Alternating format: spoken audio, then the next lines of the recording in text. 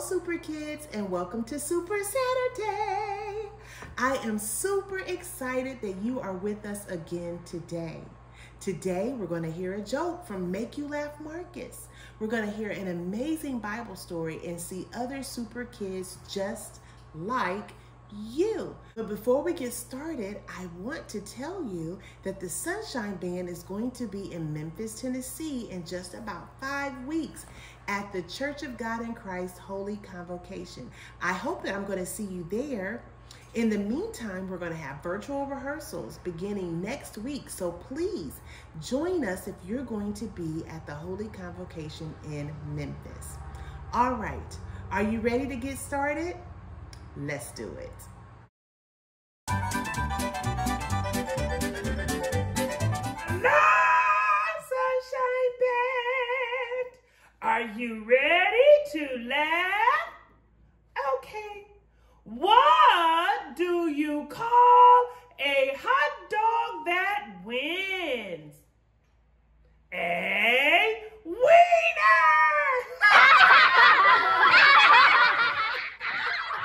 See you later!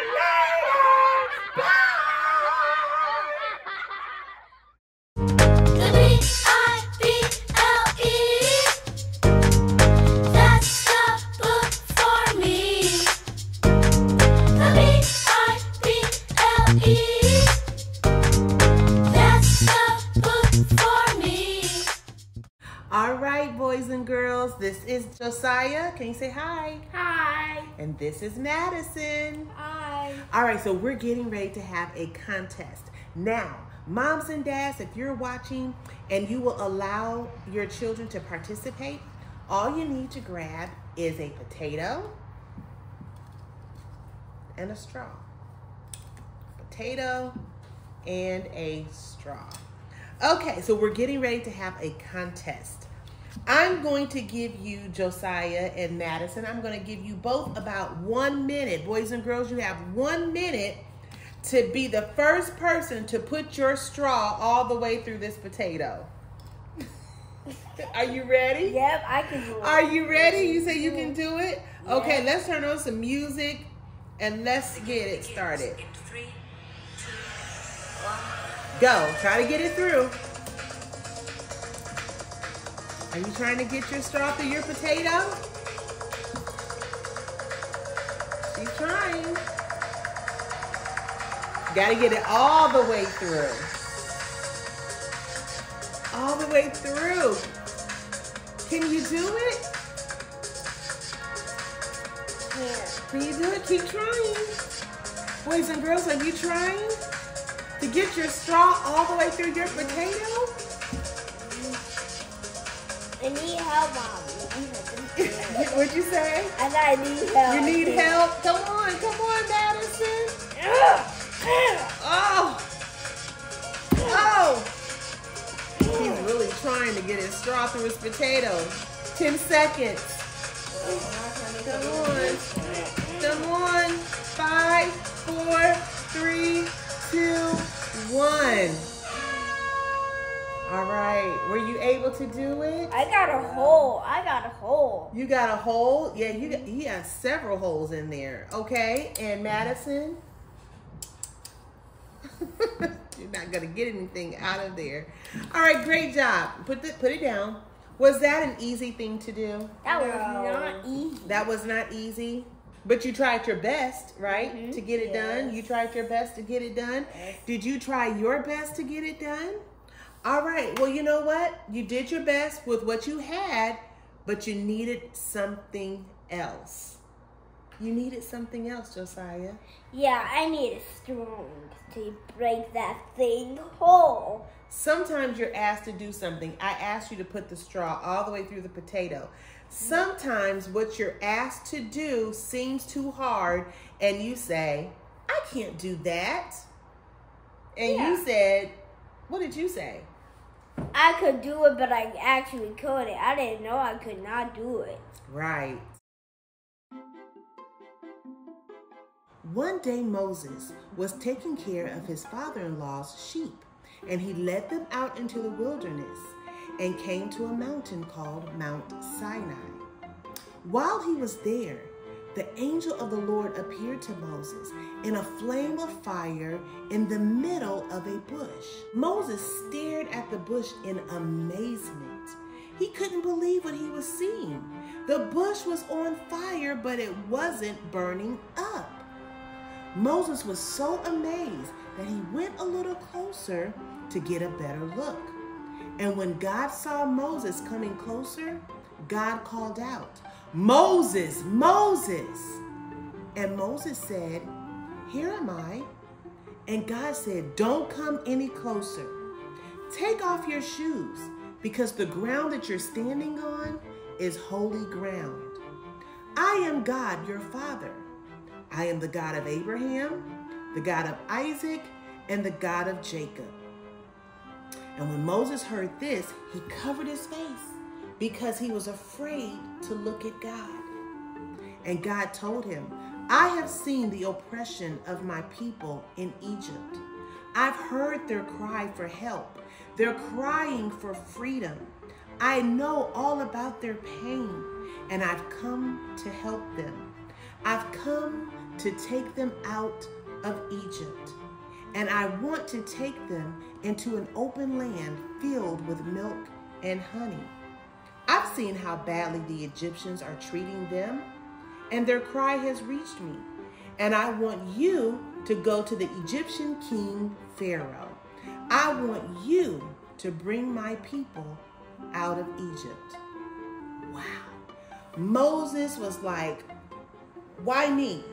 Why do you want me to do it? Who do you think that I am, that I can go to the Egyptian king Pharaoh and lead the children of Israel out of Egypt?" And do you know what God said to Moses? God said, "I'll be with you." Now, even though God told Moses that he would be with him, Moses was still afraid. He doubted that he could do what God asked him to do.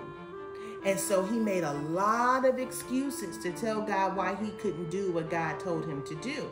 He said, "Well, they won't believe me." And then he said, "Well, I'm not that good with words. I have a stuttering problem. I speak slowly. My words get all tangled up and twisted up, and I just can't do it." But with every excuse that Moses made, God promised Moses that he would be there to help him. And guess what? He was.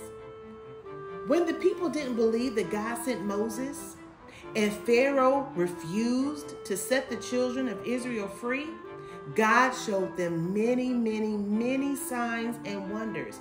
He sent 10 plagues to bring affliction on the Egyptians. You've heard the story, right? You know about the plagues. Well, finally, after the 10th plague, Pharaoh finally decided to let God's people go.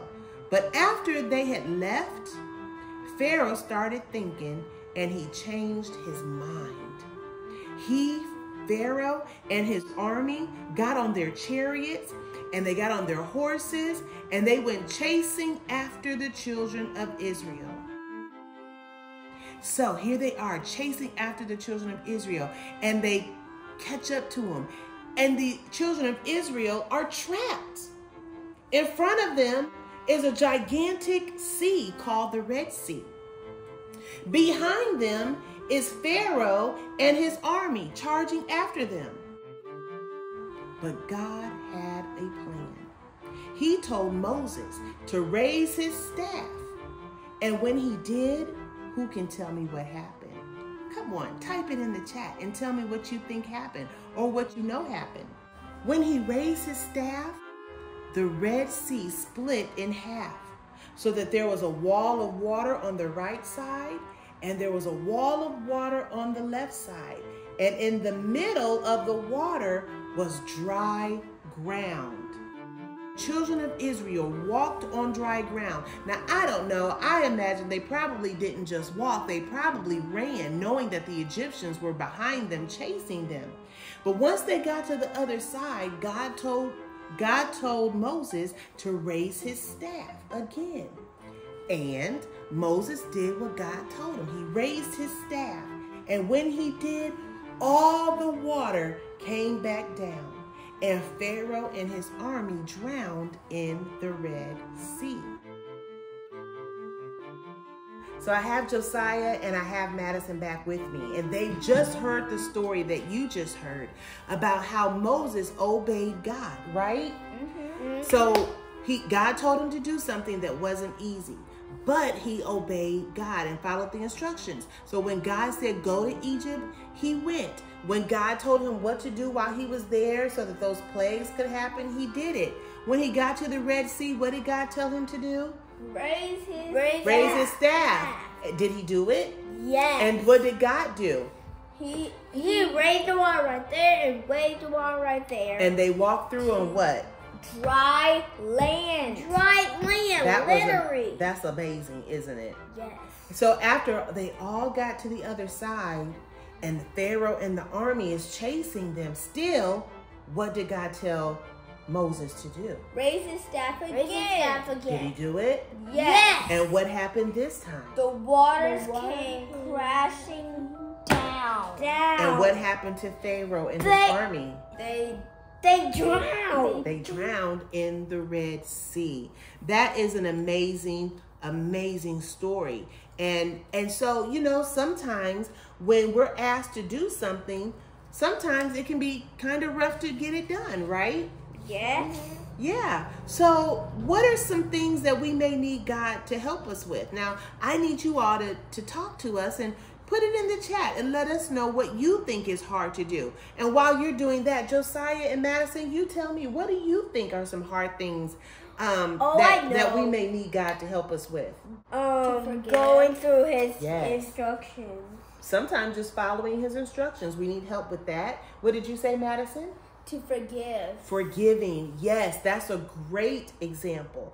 And what you have put, I'm sure, are great examples too. Philippians 4:13 says what? I can do all things through Christ who gives me strength. Now, does that mean that you can go outside, Josiah and Madison? Does that mean that you can go outside and pick up the car? Pick it up. I can't. Try. I can't.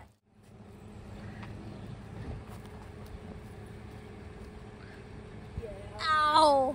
Okay, does that mean that you can go outside and fly like a bird?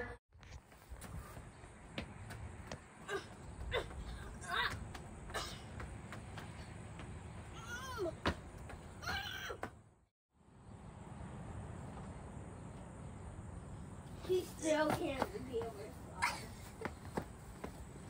Here is how it's done.